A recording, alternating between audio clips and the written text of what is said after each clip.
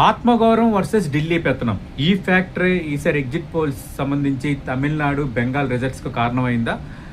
దాదాపు అంచనా చూస్తుంటే అదే నిజం అనిపిస్తోంది. ఇక్కడ ఢిల్లీ పెత్తనం అని నెగిటివ్ సెన్స్లో మాట్లాడడం కాదు, కానీ పశ్చిమ బెంగాల్ విషయానికి వస్తే మమతా బెనర్జీ 3 సార్లు అధికారంలో ఉన్నారు, 4వసారి అధికారంలోకి రాబోతున్నారు, ఎగ్జిట్ పోల్స్ అంచనాలు వేస్తున్నాయంటే దాదాపు మమతా వర్సెస్ మోడీ, మమతా వర్సెస్ అమిత్ షా అన్నట్టుగానే రాజకీయం జరిగింది. కానీ పశ్చిమ బెంగాల్లో మమతా బెనర్జీకి ఈక్వలెంట్గా ఒక భారతీయ జనతా పార్టీ ఒక బలమైన ముఖ్యమంత్రి అభ్యర్థిని అయితే ప్రొజెక్షన్ చేయలేకపోయింది. సువేంద్రు అధికారి ఉన్నప్పటికి కూడా ఆయన ఒక ఆల్టర్నేటివ్ అన్న ఒక ప్రొజెక్షన్ అయితే ఆయనకి రాకపోవడం అనేది ఒక బిగ్ మైనస్గా కనిపిస్తోంది. రెండోది, బెంగాల్లో ఈ సర్ పేరుతో ఓట్లు తొలగింపు అంశం అనేది రెండోది, భారీ సంఖ్యలో రేపొద్దున మన ఓటు కూడా ఉంటుందా ఉండదా అన్న ఒక అంచనా, ముఖ్యంగా మైనార్టీలు, మహిళలు మమతా బెనర్జీతో ఉండటం, ఇవన్నీ కూడా కొంత మమతా బెనర్జీకి పాజిటివ్ ఫ్యాక్టర్స్గా పనిచేశాయి. భారతీయ జనతా పార్టీకి ఇది ఒక అందని ద్రాక్ష అన్నట్టుగా అక్కడ వాతావరణం క్రియేట్ అయిపోయింది.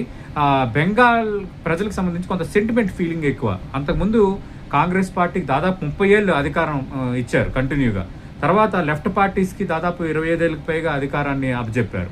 అలాంటిది తిరిగి అదే వరవడిని, అదే సంస్కృతిని కంటిన్యూ చేయబోతున్నారా? ఎందుకంటే 3 సార్లు మమతా బెనర్జీకి అధికారంలోకి ఇచ్చిన వాళ్ళు తిరిగి టీఎంసీకి అధికారం ఇవ్వబోతున్నారని ఎగ్జిట్ పోల్స్ చెప్తున్నాయి. కాబట్టి అంటే బెంగాల్ ప్రజలు కొంత ఇండివిజువాలిటీ, కొంత అస్థిరత, కొంత సెంటిమెంటు, ఇలాంటి అంశాలకు ఎక్కువగా ప్రయారిటీ ఇస్తారు.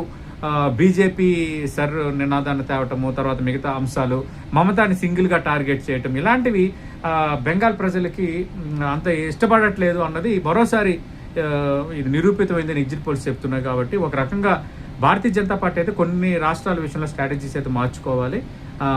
అంటారు కదా, అన్నిటికీ ఒకటే మందు పనిచేయదు. ఖచ్చితంగా కొత్త మందును భారతీయ జనతా పార్టీ కనుక్కుంటేనే బెంగాల్లో అధికారంలోకి వచ్చే ఛాన్స్ ఉంది.